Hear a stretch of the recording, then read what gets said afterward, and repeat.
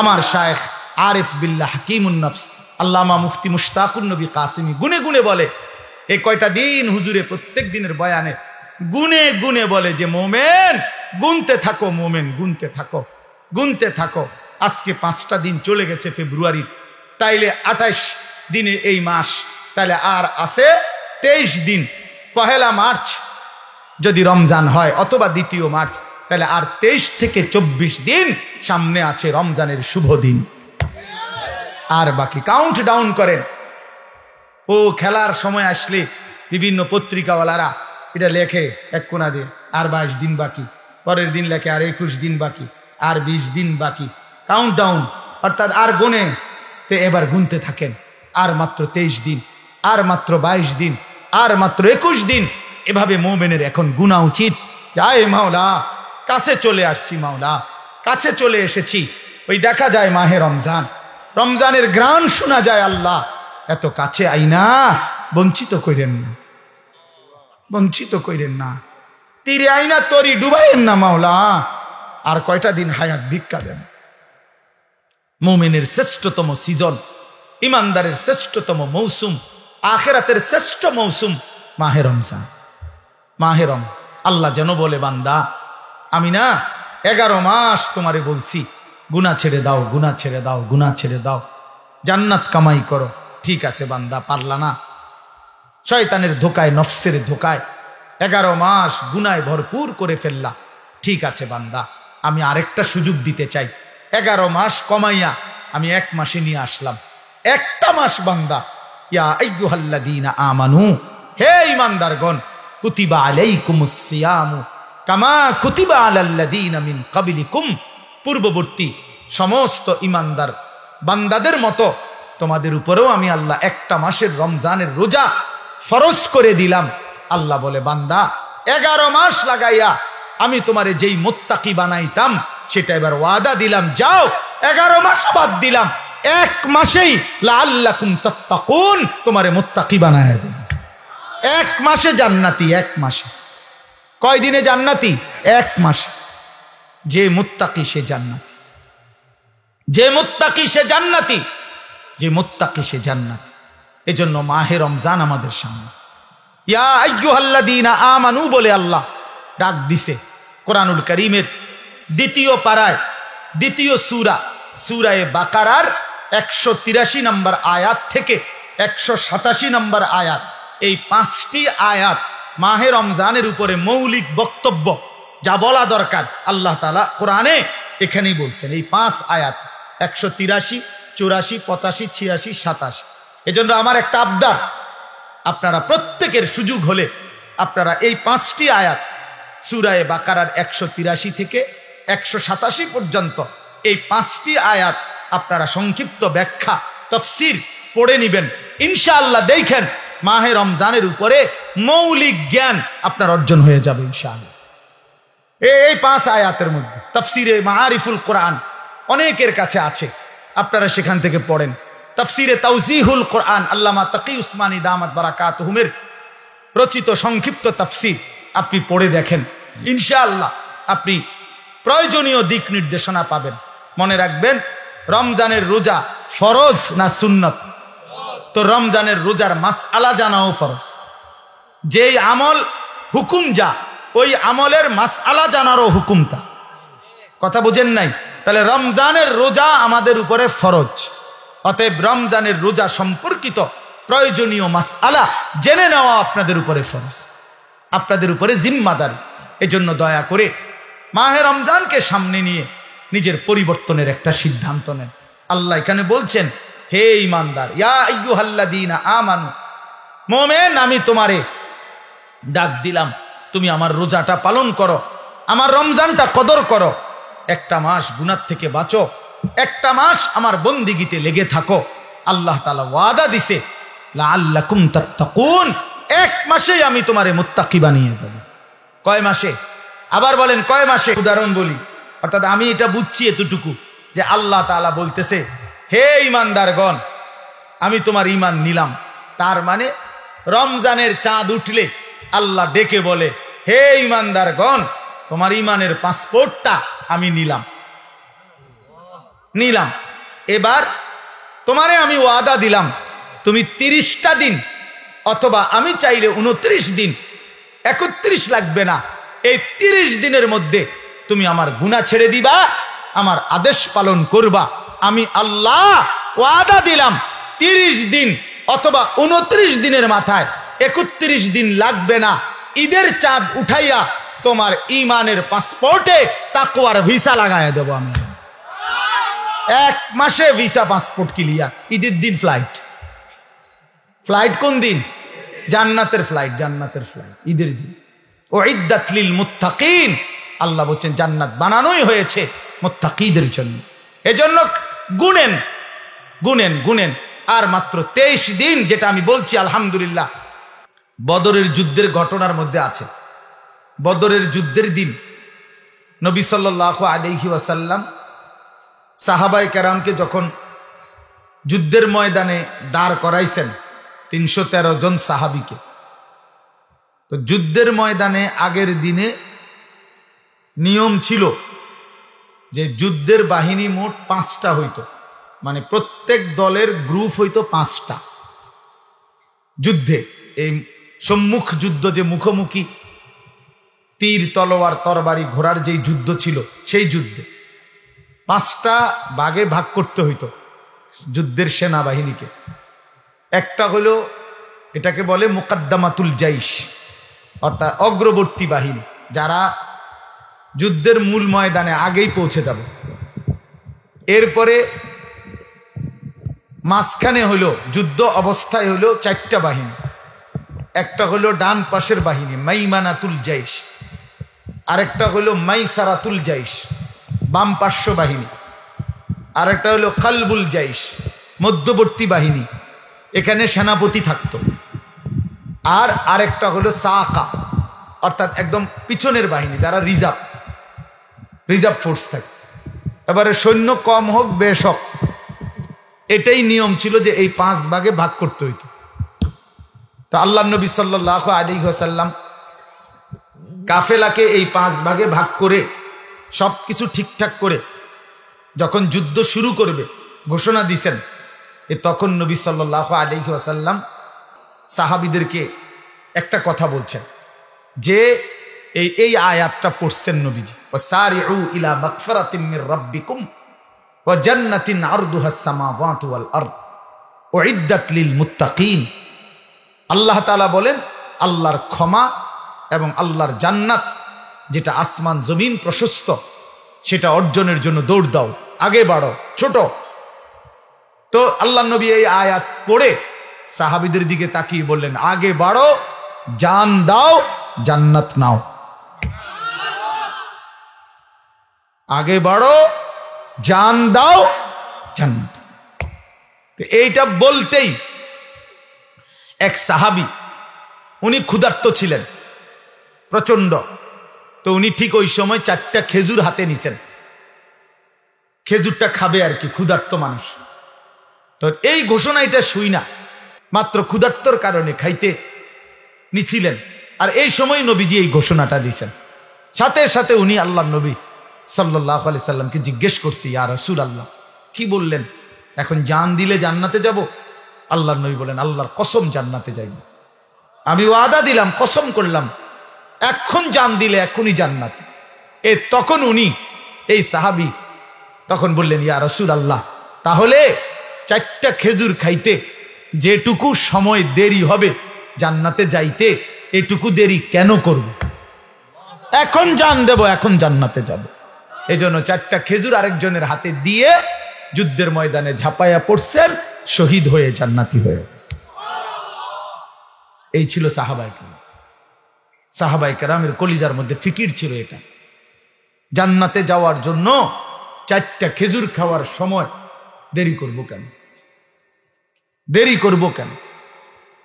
এই জন্য বাপ, মুমিনের জিন্দেগি আল্লাহর জন্য বলছে, অফি যালিকা ফালিয়াতানাফাসিল মুতানাফিসুন। আল্লাহ বলছে, আমার বান্দা যদি প্রতিযোগিতাই করতে হয়, জান্নাতের প্রতিযোগিতা করো, আখিরাতের প্রতিযোগিতা করো। তাফসিরে মাআরিফুল কোরআনে মুফতি শফি রাহমাতুল্লাহি আলাইহি লিখছেন এই আয়াতের ব্যাখ্যায়, যে দুনিয়ার প্রতিযোগিতা করো না। কেন? তিনি বড় সুন্দর কথা লিখছেন যে হে আল্লাহর বান্দা, দুনিয়ার প্রতিযোগিতা কইরো না, মানে দুনিয়া বাড়ানোর। কেন? কয় যে কারণ দুনিয়ার প্রতিযোগিতায় যদি তুমি জিতেও যাও তাইলেও মরে যাবা, যদি হাইরাও যাও তাইলেও মরে যাও। তো লাভ হইল কি? লাভ হইল কি? বোঝেন নাই কথা? 60 বছর লাগাইয়া আমি একেবারে সারা পৃথিবীর শ্রেষ্ঠ ধনী হইলাম, তো আমার তো মরার কথা না, কারণ আমি তো শ্রেষ্ঠ ধনী। কিন্তু সে মরবে কিনা বলেন না? মরবে কিনা? এইটাই বলছেন আর কি, যে দুনিয়া যদি জিতেও যাও তাইলেও মরে যাবা, যদি হেরেও যাও তাইলেও মরে যাবে।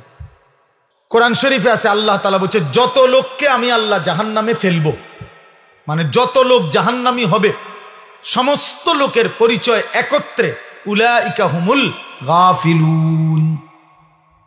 সরাসরি কোরআন শরীফ আল্লাহ বলেন এরা কেন জাহান্নামী হলো? কারণ এরা সকলেই ছিল গাফেল। কি ছিল বাপ? গাফেল। কোরআন শরীফে আছে আল্লাহ তাআলা আমাদের নবী সাল্লাল্লাহু আলাইহি সাল্লামকে বলছেন, নবীজিকে বলছেন, আচ্ছা নবীজি আল্লাহ তাআলার স্মরণ থেকে গাফেল ছিলেন কতক্ষণ? সপ্তাহে কোন দিন? 24 ঘন্টার মধ্যে কখন? কখনোই না। আম্মা জান আয়েশা রাদিয়াল্লাহু তাআলা আনহা বলেন নবীজির স্ত্রী কানা রাসূলুল্লাহ সাল্লাল্লাহু আলাইহি ওয়াসাল্লাম ইয়াযকুরুল্লাহ ফি কুল্লি আহইয়ানিহি, তিনি বলেন আল্লাহর নবী সাল্লাল্লাহু আলাইহি সাল্লাম সর্বদাই আল্লাহ তাআলার স্মরণ করতেন। ফি কুল্লি আহইয়ান, সর্বদাই আল্লাহ তাআলার জিকির করতেন, স্মরণ করতেন। তাহলে যিনি সারাক্ষণ আল্লাহকে স্মরণ করতেন সেই তাকে, নবীকে আল্লাহ কোরআনে বলছেন ওয়ালা তাকুম মিনাল গাফিলিন। নবীজিকে বলছে বন্ধু আপনাকে বলছি গাফেলদের অন্তর্ভুক্ত হইয়েন না। আপনি কে? আমি কে? বলেন। নবীজিকে যদি আল্লাহ কথা বলে যে বন্ধু আপনি গাফেলদের অন্তর্ভুক্ত হইয়েন না, আমাদের জন্য কি পরিমাণ তাকিদ, আমাদের জন্য কি পরিমাণ গুরুত্ব দেওয়া উচিত, গুরুত্ব দেওয়া উচিত। আমাদের একজন বড় বুজুর্গ ছিলেন, বাংলাদেশে একসময় আসতেন পাকিস্তান থেকে, অনেক বড় এক বুজুর্গ আলেম ওয়াইজ আওলাদে রসুল সৈয়দ আব্দুল মজিদ নদীম সাহেব রহমতুল্লাহ আলাইহ। ছোটবেলায় আমরা কুমিল্লা কান্দিরপাড় টাউন হল মাঠে অথবা ঈদগাহ মাঠে উনি বয়ান করতেন। আন্তর্জাতিক ইসলামী মহাসম্মেলন হইতো আগে সারা বাংলাদেশে, বিভিন্ন জেলায়।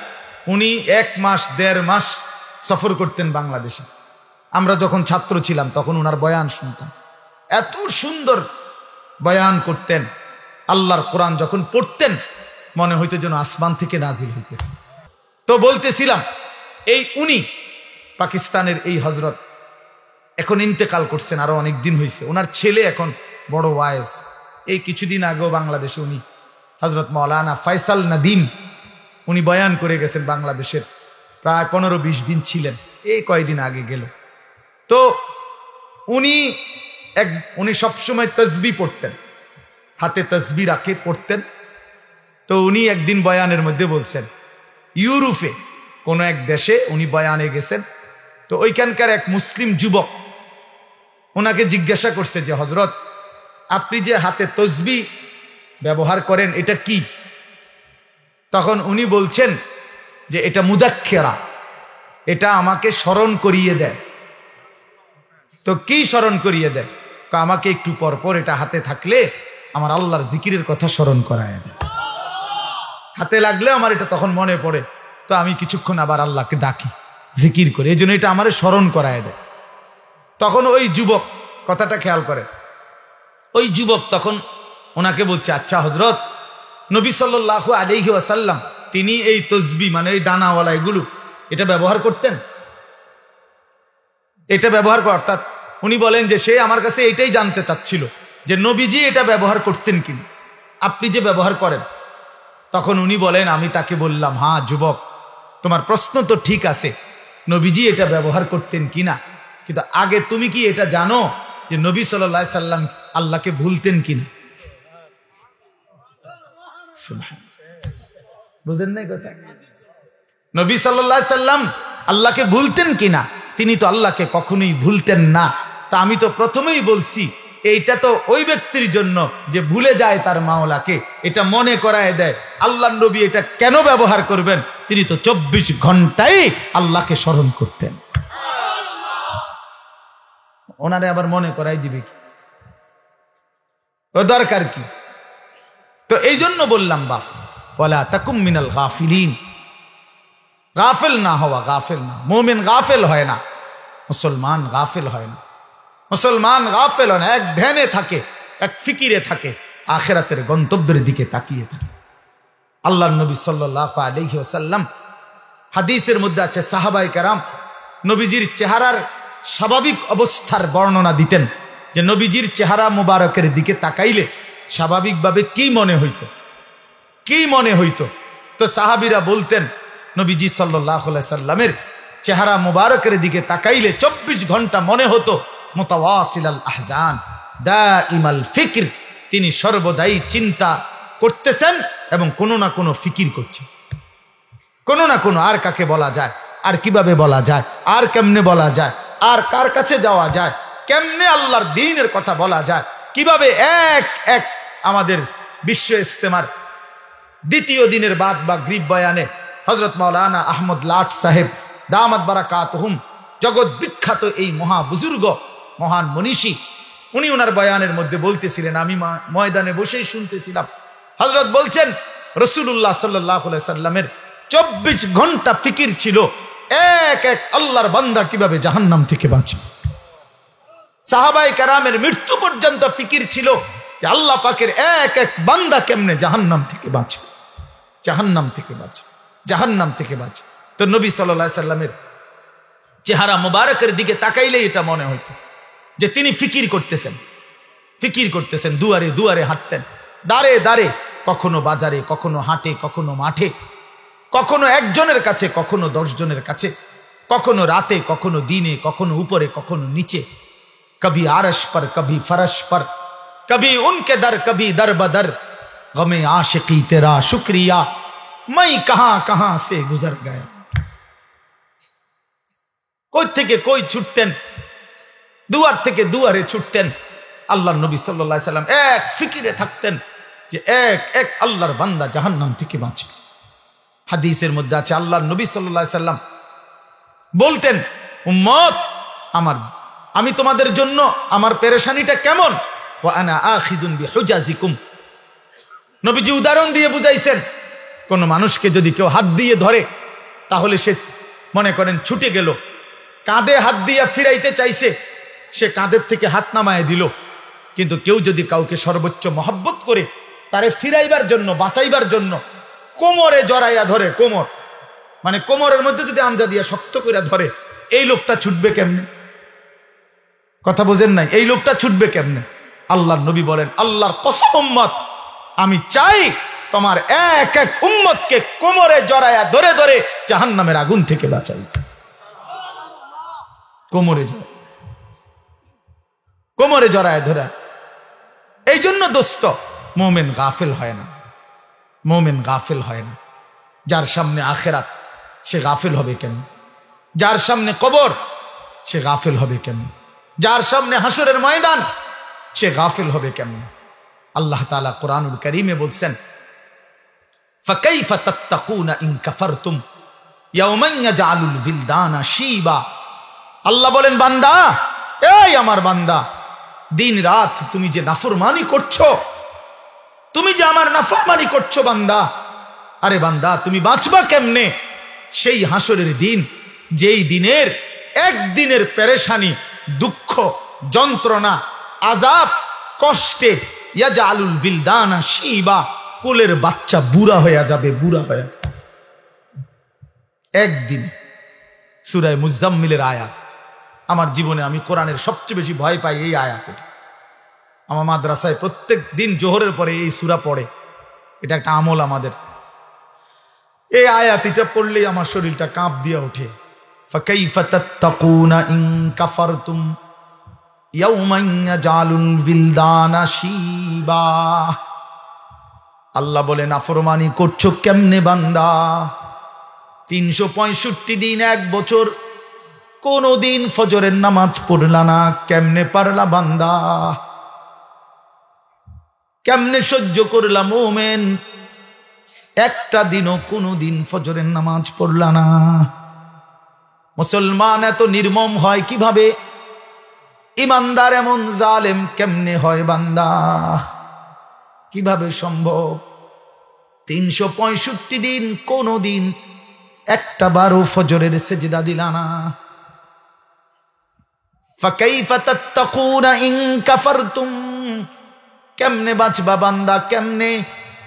একদিনেই তো হাসরের ময়দানে কোলের বাচ্চা বুড়া হয়ে যাবে। ফাবিআইয়ি হাদিসিন বাদাহু ইউমিনুন, আল্লাহ কোরআনে বলে বান্দা আমি 23 বছর কোরআন নাজিল করেছি, 30 পারা কোরআন নাজিল করেছি বান্দা। সর্বশ্রেষ্ঠ ফেরেশতা জিবরাইলকে দিয়ে পাঠিয়েছি। আমার কলিজার টুকরা সর্বশ্রেষ্ঠ রাসূল আমার সবচেয়ে প্রিয় বন্ধুর কাছে নাজিল করেছি। 23 বছর নাজিল করলাম, 30 পারা কোরআন নাজিল করলাম, জিবরাইলের মতো শ্রেষ্ঠ ফেরেশতা দিয়ে পাঠাইলাম, বন্ধুর মতো কলিজার টুকরা আমার আখিরি নবীর কাছে প্রেরণ করলাম। প্রতিটা কথা বান্দা আমি বারবার বারবার বললাম। এবার আল্লাহ জিজ্ঞেস করে বান্দা এরপরে আর আমি কেমনে বললে, কতবার বললে, আর কোন কিতাব নাজিল করিলে, আর কাকে বললে, কেমনে বললে, আর কার কাছে নাজিল করিলে তুমি বান্দা আমার কথা মেনে নিতা? তুমি বলো। বলেন যুবক ভাই যারা নামাজ পড়েন না, প্রিয় ভাই আমার, বন্ধু আমার, তোমার মালিক তোমারে আর কতবার বললে তুমি সেজদা দিতা? 23 বছর বলেও মনটা গলাইতে পারলো না। 30 পারা কোরআন নাজিল করলেও দিল গলাইতে পারলো না। আর কতবার বললে ইয়া আইয়ুহাল্লাযীনা আমানু, হে ঈমানদারগণ। এই শব্দটি কোরআনুল কারীমে 89 বার আছে। কতবার? আর কতবার বললে আপনি শুনতেন? 80 বারের চাইতে বেশি কোরআনুল কারীমে নামাজের কথা আছে। আকিমুস সালাহ, আকিমুস সালাহ, আকিমুস সালাহ বারবার বলছেন আল্লাহ। আর কতবার বললে নামাজ পড়তেন? ইত্তাকুল্লাহ, ইত্তাকুল্লাহ, ইত্তাকুল্লাহ বারবার বলছেন। আল্লাহ জানতে চায় বান্দা আর কতবার বললে তুমি গুনাহ ছেড়ে দিতা? বলেন। এই জন্য দোস্ত ইনসাফ করেন, ইনসাফ কর। নিয়ম সর্বস্ব একটা ওয়াজ যেন না হয়, একটা ফিকির যেন হয়, দিলের মধ্যে যেন একটা অনুভূতি জাগে। আবারও বলছি মুসলমান গাফিল হয় না, মুমিন কি হয় না? গাফিল হয়। মুমিন গাফিল হয় না, মুমিন গাফিল হয় না। গাফলত জাহান্নামীদের পরিচয়, গাফিল জাহান্নামীদের পরিচয়। আমার কিশোর নওজোয়ান ভাই সবার কাছে অনুরোধ করলাম, নওজোয়ান নিজের উপরে দয়া করেন, বয়স্ক বাবা যারা আছেন নিজের উপরে রহম করেন, ফিকির করেন, ফিকির করেন। ওয়াল তানজুর নাফসুম মা কদ্দামাত লিগাদ। আমরা প্রত্যেকেই আল্লাহ বলছে প্রতিটি প্রাণ, প্রতিটি আত্মা, প্রতিটা জীবন আলাদা আলাদা রক্ষ করো, হিসাব করো। আজকের দুনিয়া থেকে আগামীকালকের আখেরাত পর্যন্ত, আগামীকালকের আখেরাতের জন্যে আজ দুনিয়া থেকে কি পাঠিয়েছে। আজকের সারা দিনে 3 বেলা নাস্তা, দুপুরের খাবার, রাতের খাবার, তো আজকের সারাদিনে খাবার নাস্তা মিস হয়েছে কয়জনের? আর 5 ওয়াক্ত নামাজ মিস হয়েছে কয়জনের? ইনসাফের সাথে বল, কেন নামাজ পড়তে পারলেন না? কেন নাস্তা খানা ছাড়তে পারলেন না? নাস্তা তো ছুটলো না, নামাজ কেন ছুটল? দুপুরের খাবার তো ছুটলো না, জোহরের নামাজ কেন ছুটে গেল? কার সাথে নারাজ হইলেন? কারে বুড়া আঙ্গুল দেখাইলেন? কারে বৃদ্ধাঙ্গুলি দেখাইলেন? এই যুবক কার সাথে গাদ্দারি করলা? এই নাফরমান কার সাথে গাদ্দারি করলা? তুমি জানো তোমার চাইতে অহংকারী, তোমার চাইতে বড় থেকে বড় গাদ্দার এই পৃথিবীতে আল্লাহ তাআলা নিশ্চিহ্ন করে দিছে। আওয়ালাম ইয়ালাম আন্নাল্লাহা قد أهلك من قبله من القرون من هو أشد منه قوة وأكثر جمعا। এটা কোরআন শরীফের আয়াত, সূরা কাসাস, এই সূরার মধ্যে আয়াত আছে। আল্লাহ বলছে কারুনকে, মুসা নবীর জামানার সেই কারুন, ওই অহংকারী জালেম সম্পদশালী ছিল। আল্লাহ তাকে বলছেন আমি অজস্র অগণিত সম্পদ, রাশি রাশি স্বর্ণ দিছি তারে, আমি স্বর্ণের স্তূপ দিছি তারে আমি। আল্লাহ বলেন আমি গেটের বড়াই দেখান, সম্পদ আমি কামাই করি। আল্লাহ তখন আল্লাহ বলছে আচ্ছা বেঈমান, তুই জানো না আমি আল্লাহ তোমার চাইতে শক্তিতে সম্পদে বেশি এমন অগণিত জাতি গোষ্ঠী ব্যক্তিকে ইতিপূর্বে ধ্বংস করে দিয়েছি, ধ্বংস করে দিয়েছি। হ্যাঁ 16 বছরের জালেম জানতো না এর আগেও এমন জালেম পৃথিবী থেকে ধ্বংস হয়েছে। যেদিন 45 মিনিটের সময়ের ব্যবধানে পলাইবে সেদিন মনে পড়বে ফলার লাগে তো, সেদিনই মনে পড়বে, সেদিনই মনে পড়বে। এজন্য এই পৃথিবীতে আল্লাহ বলছেন বান্দা তুমি জানো না আমি কোন অহংকারীকে পৃথিবীতে টিকতে দেই নাই, কোন জালেম টিকে নাই, কোন নাফরমান টিকে নাই, এই পৃথিবীতে টিকে নাই। এরপরেই কোরআন শরীফে আছে ওয়াখাসাফনা বিহি ওয়া বিদারিহিল আরদা, আমি আল্লাহ কারুনকে তাকে সহ তার ঘর বাড়ি সম্পদ সহ একটা টান দিছি জমিনের নিচে, জিন্দা দাফন করে দিছি, খালাস কুল্লু খালাস, শেষ করে দিছি। ফাজআলনা আলিয়াহা সাফিলাহা ফাআমতারনা আলাইহিম হিজারাতাম মিন সিজিল। আল্লাহ বলে লূত আলাইহিস সালামের জাতি জিনা ব্যভিচার পুরুষে পুরুষে অপকর্ম করেছে, অসভ্যতার নোংরামির সীমা ছাড়ায় গেছে। আল্লাহ বলেন আমি জমিন উল্টায়া দিয়া এক রাতে ভোরবেলা ফজরের ওয়াক্তে সাতবক জমিনের মাটি উল্টায়া ধ্বংস করে দিছি, ধ্বংস করে দিছি। এজন্য পৃথিবীতে কোন জুলুম টিকে না, একক ব্যক্তিগত জুলুম এটাও টিকে না, সংঘবদ্ধ জুলুম সমষ্টিগত জুলুম এটাও টিকে না, রাষ্ট্রীয় জুলুমও টিকে না, পারিবারিক ঘরের জুলুমও টিকে না। এমন রাখতে কোন জালেমে টিকে না, শেষ পর্যন্ত বেইজ্জতি হয়ই হয়। এটা অনিবার্য পরিণতি, প্রতিটা জুলুমের অনিবার্য পরিণতি। এটা আমার জন্য সত্য, আপনার জন্য সত্য। এজন্য দোস্ত আমার এই প্রথম বক্তব্য এতগুলো কথা বললাম, গাফেল না হওয়া। ইমানদার গাফেল হয় না, বারবার এই শব্দ কিন্তু বলছি, মনে রাখেন।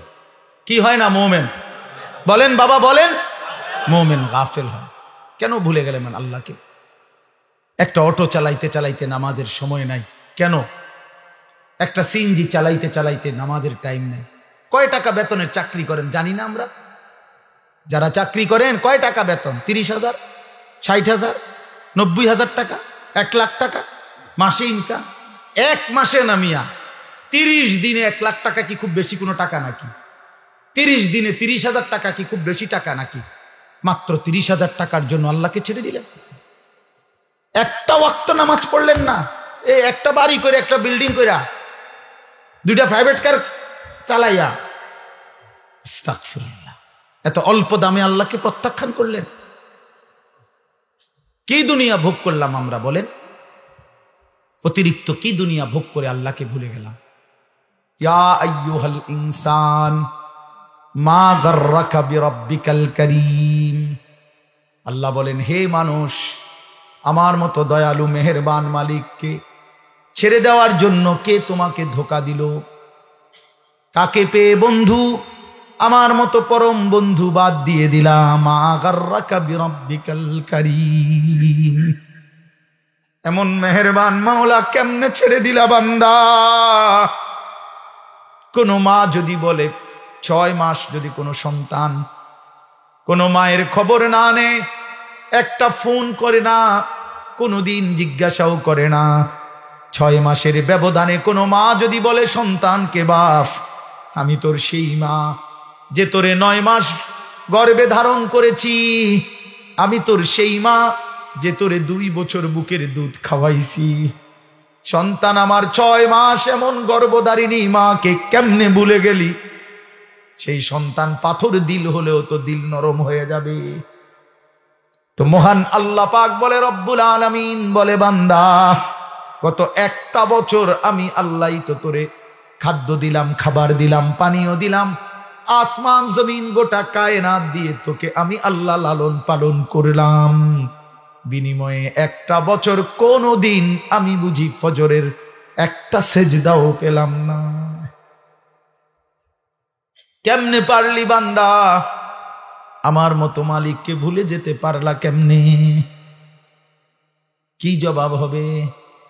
আল্লাহর নবী সাল্লাল্লাহু আলাইহি ওয়াসাল্লাম বলবে হাসরের দিন, উম্মত 23 বছর আমি দিন রাত তোদের জন্য কেঁদেছিলাম, আমার এত চোখের পানি কেমনে প্রত্যাখ্যান করলি উম্মত? আম্মা জান আয়েশা রাদিয়াল্লাহু তাআলা আনহা বলেন, এশার নামাজের পরে আল্লাহর নবী দাঁড়িয়েছেন। নবীজির স্ত্রী আয়েশা বলে, খোদার কসম দুনিয়াবাসী, আমি দেখছি আমার স্বামী অন্ধকার রাতে দাঁড়িয়েছেন, ফজরের আজান পর্যন্ত এক দাঁড়ানোতে 2টা চোখের পানি ফেলে আল্লাহর কাছে উম্মতের জন্য গুনাহ মাফ চাইছে। হাত্তা তাওয়াররামাত কাদামাহু, হযরতে আয়েশা বলেন 2টা পা মুবারক ফুলে ফুলে গেছে। এত চোখের পানির বদলা এই ছিল নাকি? বলেন বাবা। এজন্য বাপ নবী সাল্লাল্লাহু আলাইহি ওয়াসাল্লাম 23 বছর কেঁদেছেন। তায়েফের কি পরিমাণ রক্ত ঝরিয়েছেন, উর্দু কিতাবে আছে। নবী সাল্লাল্লাহু আলাইহি ওয়াসাল্লাম তায়েফ থেকে যেদিন ফিরে আসছে, এই পুরা দেহ রক্তাক্ত হয়ে, শুনেন, সারা দেহ থেকে এই পরিমাণ রক্ত ঝরেছে। নবীজির পালক পুত্র যায়েদ ইবনে হারেসা রাদিয়াল্লাহু তাআলা আনহু, তিনি সাথে ছিলেন ওই সফরে, তায়েফের সফরে। উনি বলেন, আল্লাহর নবী সাল্লাল্লাহু আলাইহি ওয়াসাল্লামের দেহ মুবারকের রক্ত পায়ের জুতার সাথে পায়ের তালু এইভাবে জমাট বাইধা গেছে রক্তে, আমি খুলতে পারতেছিলাম না। হযরতে যায়েদ বলেন, আমি নবীজির পবিত্র রক্ত দেহের আমি আমার গায়ে মাখতেছিলাম, এত রক্ত ঝরাইছে বাপ। উর্দু কিতাবের মধ্যে আছে, আল্লাহর নবী সাল্লাল্লাহু আলাইহি ওয়াসাল্লাম এই রক্ত মাখা দেহ নিয়ে তায়েফের সীমানা থেকে একটু সামনে মক্কা না নাখলা একটা জায়গায় একটা আঙ্গুর খেজুরের বাগানে ঢুকছে এই রক্ত মাখা শরীর নিয়ে। ঘটনাচক্রে নবীজির একজন সবচেয়ে বড় দুশ্মন মক্কার উতবা, আপনারাও নাম শুনছেন, আবু জেহেল, আবু লাহাব, উতবা, সাইবা, নবীজির বিরোধিতাকারী মক্কার কুরাইশদের অন্যতম একজন ছিল উতবা। এই উতবার বাগান ছিল এটা, এই যেই বাগানে নবীজি ঢুকছে রক্ত মাখা দেহ নিয়ে। ঘটনাচক্রে ওই সময় এই উতবা কাফের মক্কার নবীজির দুশ্মন, সে বাগানে ছিল। সে তাকাইয়ে দেখছে আল্লাহ নবী সাল্লাল্লাহু আলাইহি সাল্লামের এই রক্ত মাখা দেহ তায়েফের ময়দান থেকে এসে তিনি ঢুকছেন। আল্লাহর কসম বাপ, এক কাফের যে মৃত্যু পর্যন্ত ঈমান আনে নাই, বদরের যুদ্ধের দিনে এই উতবা নিহত হয়েছিল। এই তায়েফের এই রক্ত মাখা দেহ দেখে এই উতবা নামের এই বেঈমান চিৎকার করে বলছিল, হায় তায়েফবাসী, এক মানুষকে কেমনে এতটা মারা মারলি, আমার ভাতিজারে তোরা কেমনে এত পাথর মারলি। আমরাও তো আমার ভাতিজার আজকে 11 বছর, নবীজি 11 বছর পরে 40 বছরে ইসলাম প্রচারের 11তম বছরের মাথায় তায়েফ গেছিলেন। আমরা তো গত 11টি বছর কোনোদিন এত বিরোধিতা সত্ত্বেও ভাতিজারে এইভাবে পাথর মারি নাই। এক কাফেরের কলজার মধ্যে আঘাত লাগছে, চোখের পানি আসছে, আর উম্মত কত শতবার এই কথা শুনছে, কিন্তু মোটেই মনে করে না। এই দিল কত বড় পাষাণ দিল, যে তার নবীর সাল্লাল্লাহু আলাইহি সাল্লামের কথা কখনোই মনে পড়ে না। বলেন বাপ। এই জন্য আমি আবার বললাম, আমি একটা আয়াত, আপনাদের পরিচিত আয়াত পড়ছি। আমার প্রথম কথা, গাফেল না হই। মোমেন গাফেল হয় না। অনেক কিশোর নওজোয়ান, অনেক যুবক ভাই, আপনাদের সবার কাছে অনুরোধ বাপ, জিন্দেগির কদর করেন, হায়াতের কদর করেন। আমরা মুসলমান, আমরা ইমানদার, আমরা মোমেন। আল্লাহ নবী সাল্লাল্লাহু আলাইহি সাল্লাম বলছেন, কুনু আবনা আল আখিরা ওয়ালা তাকুনু আবনা আদ দুনিয়া। শুনেন বাপ, নবীজি বলছেন, উম্মত আখিরাতের পরিচয়ে পরিচিত হও, দুনিয়ার পরিচয়ে পরিচিত হও না। দুনিয়ার পরিচয়ে পরিচিত হও না, আখিরাতের পরিচয়ে পরিচিত হও। ইরতাহালাতিদ দুনিয়া মুদবিরা ওয়ারতাহালাতিল আখিরাতু মুকবিলা। নবীজি বলেন, উম্মত প্রতিনিয়ত দুনিয়া তোমার পিছনে যাচ্ছে, প্রতিনিয়ত আখিরাত তোমার আগে সামনে আসছে। প্রতি ঘন্টা যায় তো দুনিয়া আমার পিছনে যায়, প্রতি ঘন্টা যায় তো আখিরাত 1 ঘন্টা আমার সামনে আগায়। ঠিক কি না বলেন? এই জন্য আল্লাহ নবী বলেন, আখিরাতের পরিচয় পরিচয় হও, দুনিয়ার পরিচয় না। লোকে যদি বলে সুদখোর, ঘুষখোর, জিনাখোর, মদখোর, গাঁজাখোর, পুট্টাখোর, বাবাখোর, ইয়াবাখোর, হারামখোর, লম্পট, চরিত্রহীন, চোর, ডাকাত, ছিনতাইকারী, দুর্নীতিবাজ, লম্পট, বেহায়া, বেপর্দা, এই বন্ধু এগুলো তো দুনিয়ার পরিচয়ে পরিচিত হইলা, কিন্তু মুমিনের পরিচয় হওয়া উচিত লোকটা দিনদার, লোকটা মুত্তাকি, লোকটা নামাজি, লোকটা সিজদাওয়ালা, লোকটা জিকিরওয়ালা, লোকটা তাসবিহওয়ালা, তাহাজ্জুদওয়ালা, তেলাওয়াতওয়ালা, লোকটা আল্লাহওয়ালা। এমন পরিচয় লাগাও। আখিরাতের পরিচয়। কোন পরিচয়? আখিরাতের পরিচয়। শুধু ডাক্তার শেষ কথা না, শুধু ইঞ্জিনিয়ার শেষ কথা না, শুধু ব্যারিস্টার শেষ কথা না, শুধু অ্যাডভোকেট শেষ কথা না, বরং আল্লাহওয়ালা, দিনদার, মুত্তাকি, মুমিন, সাজদাওয়ালা, তাসবিহওয়ালা, তিলাওয়াতওয়ালা, বন্দিগিওয়ালা, এটা মুমিনের আখিরি পরিচয়, ইমানদারের আখিরি পরিচয়, আখিরি পরিচয়। আখিরাতের পরিচয় লাগান। কুনু আবনা আল আখিরাহ। নবী সাল্লাল্লাহু আলাইহি সাল্লাম বলেন, আখিরাতের সন্তান হও। আখিরাতে ওয়ালা তাকুনু আবনা আদ-দুনিয়া, দুনিয়ার সন্তান হইও না।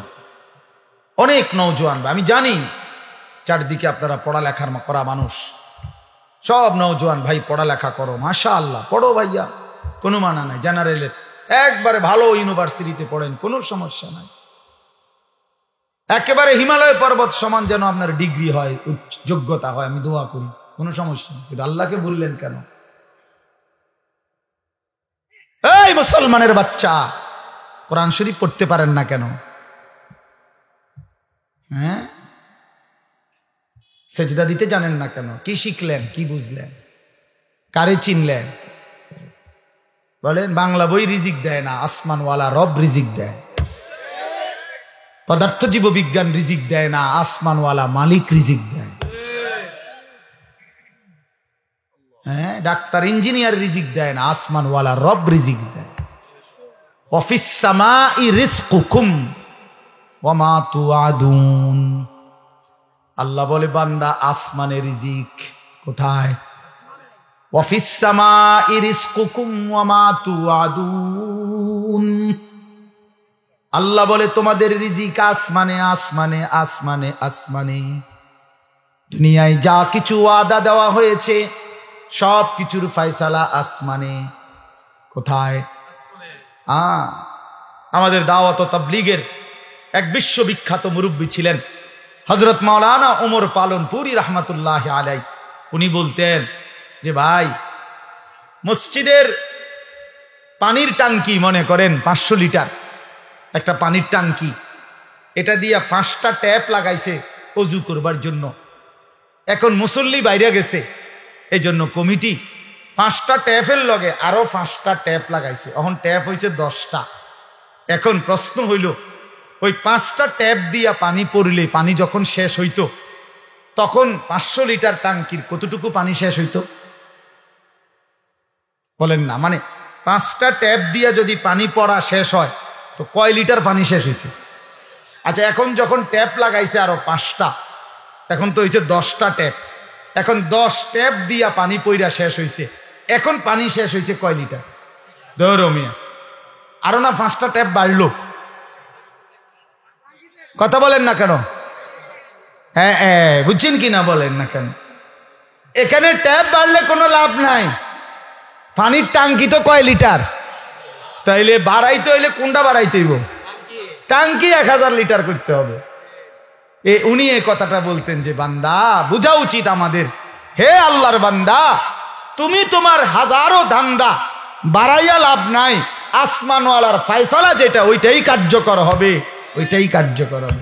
এন্ডিয়া ট্যাপ বাড়াইয়া লাভ নাই, ওইখানে আসমানওয়ালার কাছে বাড়ানো উচিত।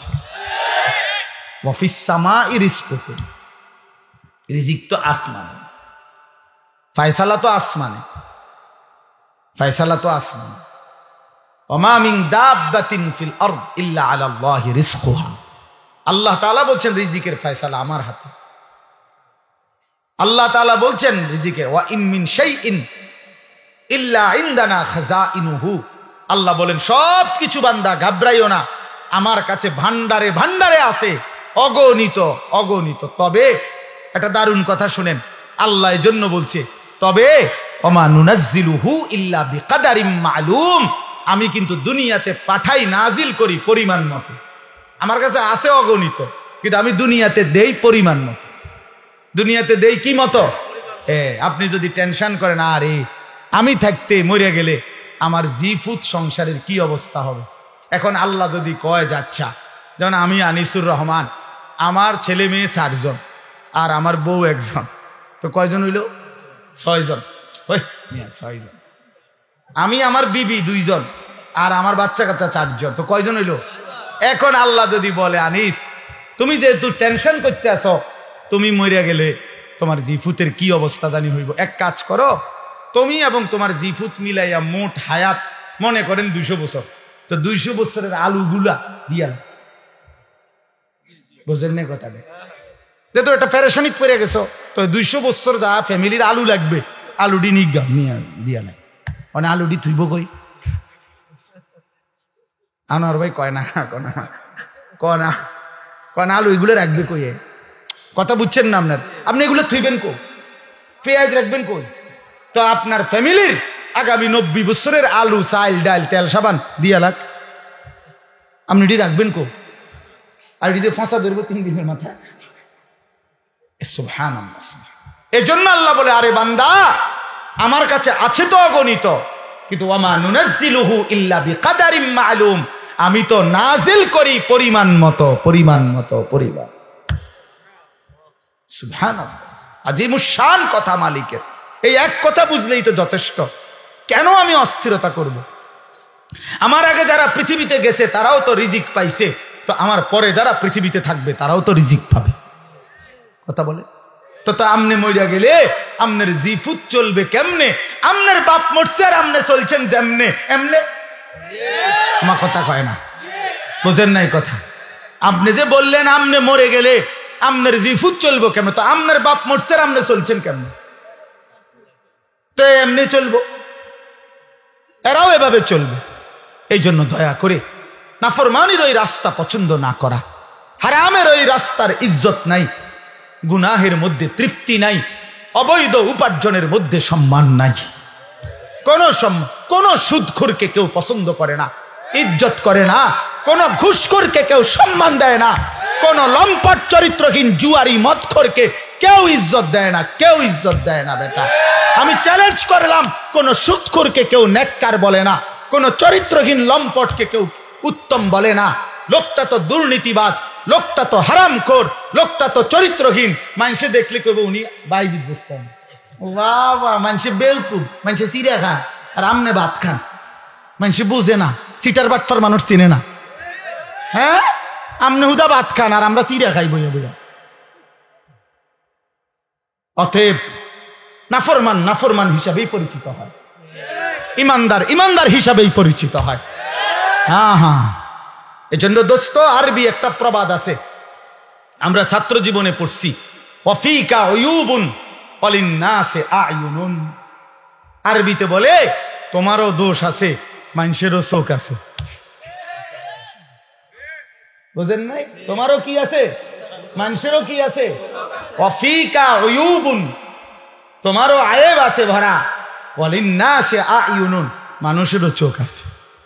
আড়াল করবা কেমন? লুকাইবেন কেমন? লুকাইবেন কেমন? এজন্য আল্লাহ নবী সাল্লাল্লাহু আলাইহি সাল্লাম বলছেন, রাত গভীরের একাকিত্বের গুনাহ যদিও সে ভেবেছিল জগতের কেউ দেখে নাই, খোদার কসম আল্লাহ নবী সাল্লাল্লাহু আলাইহি সাল্লাম বলেন একাকিত্বের সেই গুনাহটাও দিনের আলোর প্রকাশ্যে আল্লাহ তাআলা তার চেহারার মধ্যে ভাসিয়ে দেন। এজন্য মানুষ দেখলেই বুঝে আরে তারে দেখতে দি ফুটটা ঘরের মতো লাগে। আল্লাহর নবী সাল্লাল্লাহু আলাইহি সাল্লাম বলছেন আবার, ইজা কাসুরা সালাতুহু ফিল লাইল হাসুনা ওয়াজহুহু ফিন নাহার।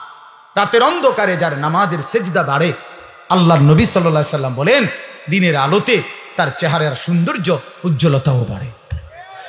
অতএব একাকিত্বের গুণও দিনের আলোয় মানুষ টের পায়, একাকিত্বের সেজদাও দিনের আলোয় মানুষ টের পায়।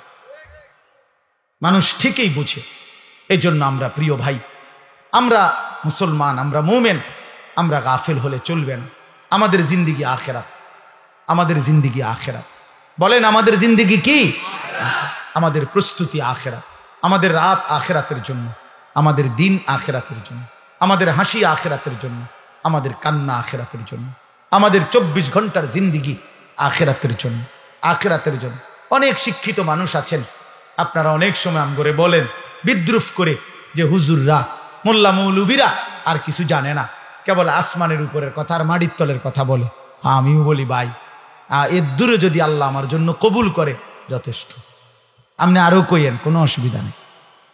আমরা এর দূরে জানি, আপনি মনে করেন আমি আপনি যে দূর বুঝছেন ওই এর দূরে, আমি এর দূরে বুঝি। আমি আসমানের উপরের কথা আর মাটির তলের কথাই জানি, মাঝখানের কথা জানি না, বাকি ভাত তরকারি খাই, দুপুরে ভাত খাইছি, বুঝলেন না?